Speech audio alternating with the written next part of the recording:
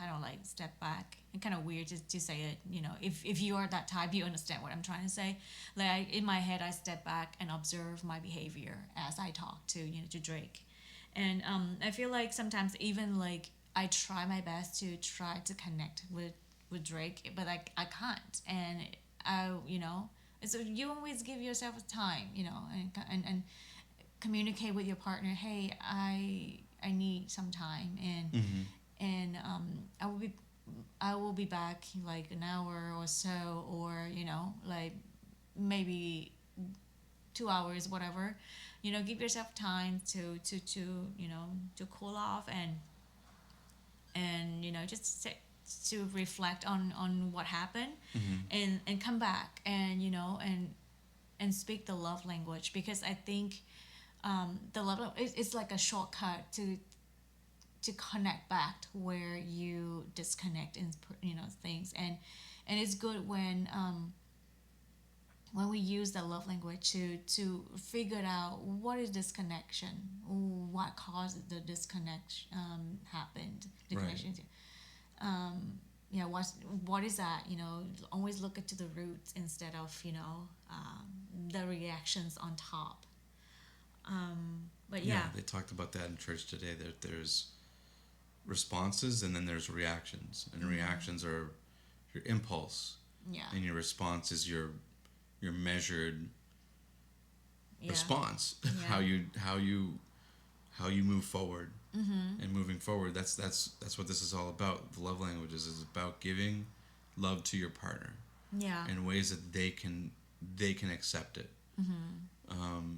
And if the going back to that example with the flowers, it could easily make things worse Mm-hmm. if you're like trying to do anything to in your relationship, not just giving love, but if you're doing anything that isn't where your partner needs it, or Mm-hmm. isn't how they want to receive it, Mm-hmm. and you need constant communication, and you need constant um, evaluation to figure out like where your partner's at. Mm-hmm. Yeah, like Ruby's example is really good. Where, hey, right now I'm not feeling so great. I don't know what it is. I need some time to figure it out. And there's always like two ways that you have to deal with that, or two ways you can look at that is, I'm there. I'm here to support you. But I also want you to have what you need. Mm-hmm. And if you need space, and therefore not my support, you know, then you sort of have to make both at least available to them so that they Yeah. can make a decision. Or in any event, it just boils down to communication. Mm-hmm. And I think, when I get to know five love languages, it makes so much sense to me, because, sometimes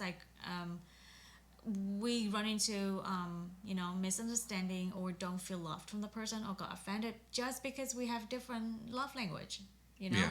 And, growing up, I didn't know that term, or didn't know that concept. And I, constantly tried to please my mom or dad by, giving them acts of service, which is Asian,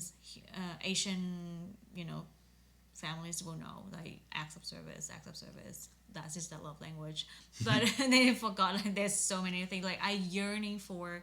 I didn't know that's something that in my life that I yearn for, a hug, a touch, because that's my love language. But never receive it from mom and dad, because that's we don't do in family. We don't even say like I love you. Yeah. In Asian families. Yeah. But Greek families can be pretty similar. really, Yeah. oh, Especially with my grandmother, she's very much like, hey, don't touch me. oh wow, okay, I didn't know that. My mother is very affectionate and very warm and inviting, but my grandmother is like, you're a Yeah, little kid and you're gonna help fix things around the house, yeah, or you're gonna wow, get out of my face. yeah. But I So love you, but just not like that. I don't want you touching yeah, me. so like if knowing each other love languages, it just solves so much problem, and really bridge the connection. So it's take that to all the important relationship that you have, and Hmm. yeah, and bloom with that, and bloom the connection with your love, and speak that love language. Yeah, and always we might have talked about this, but before, but definitely continuously check back and see, is this still how my partner wants to receive love? Are they going through a life change, a life event where they're for some reason really into getting gifts now? Something might have happened, Yeah. and they're like, hey, you know what?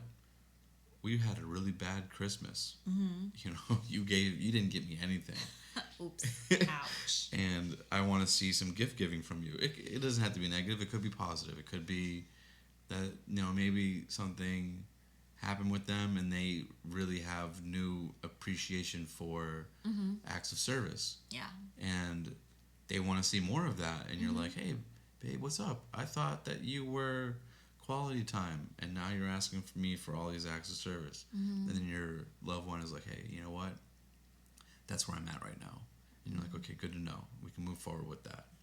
Yeah, it's always like checking back, and or you just say like, hey, I feel more loved this way. I would appreciate if you can focus more on that instead of the previous love language. But talk about that. This is our next assignment. Get ready for the assignment. You want to write this one down. Do you know your partner's love language?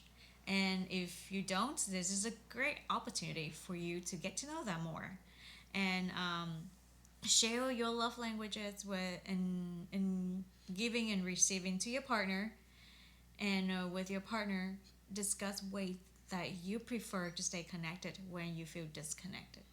Yeah, so that could sound something along the lines of like, hey, you know what? If we're having a fight or if we're disconnected for some reason, I would really love it if you came and just held my hand, or put a hand on my shoulder, or gave me a hug, even if my body's like my body's telling you I don't want a hug. You know, that would go a long way to make me feel like everything's gonna be okay. And I know it sounds like contradicting, but like girls usually contradicted themselves. So if you like, no, go away. No, I know you wanna. I know you need a hug. I want it right now. Go away. But please, guys, keep going, keep pursuing. And It keep can just be like that sometimes. Yeah. You know, it can be like that sometimes for sure. But definitely is better, or if you communicate out like, hey, if we got heated in communication or in Right. That's why you say these conversation, things beforehand. and these are the things that is the fast track to get back to my heart. So spill the beans out. And if you're couples, and you're gonna get into arguments. You're gonna get into conflict, and the goal should be to resolve it as quickly as possible. That's right.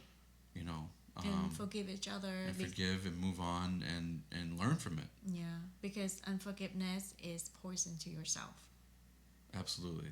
Yeah, holding on to grudges or bringing up past mistakes, things like that, is just not going to be conducive for a warm and inviting relationship. Yeah, that's one of our rules too. Like, if it's done, deal, and we really talk about it, we never bring it up, because that's what I grow up with. Like, if I make something wrong, then the whole history of mistakes will be brought up, will be revealed.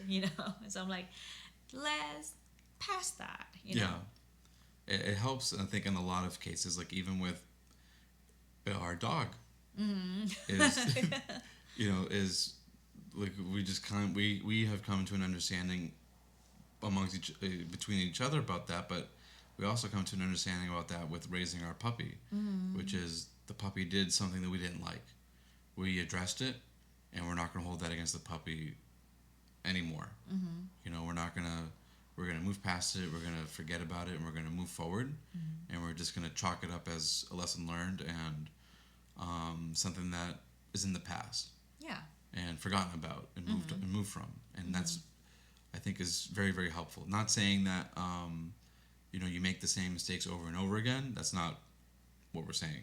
No. What we're saying is it gets resolved, or at least it gets moved into a new area, and then you treat it as though it's new. Yeah. If that makes sense. Hopefully that makes sense. But yeah, so we'd also like to thank you all for tuning in.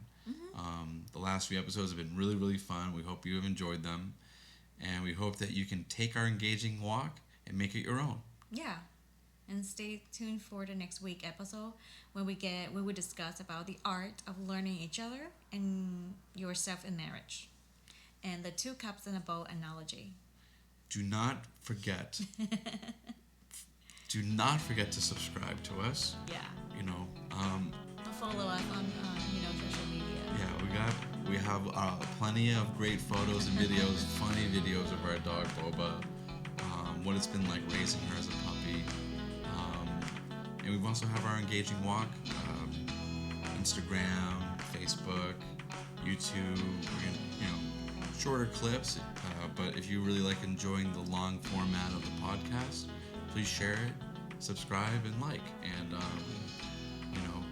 we're just really happy that if you're enjoying the material, you're enjoying the content, and please let us know. Yeah, just take time spend time with us today. Thank you so much for that. Yeah, thank you so much for that, and thank you for having these conversations, because we feel like the main reason why we do this is so that other couples can learn from these ideas, and we all benefit. Yeah. So if there's things that like, hey, this works in our relationship, like this is things that we really like, put them in the comments. Put them on YouTube comments, on the Facebook comments, the podcast comments, and we look forward to hearing from you. So my name is Drake. And my name's Ruby. And thank you for tuning in to Engaging Walk. Both of us are signing out. Bye. See you next time. See you next time.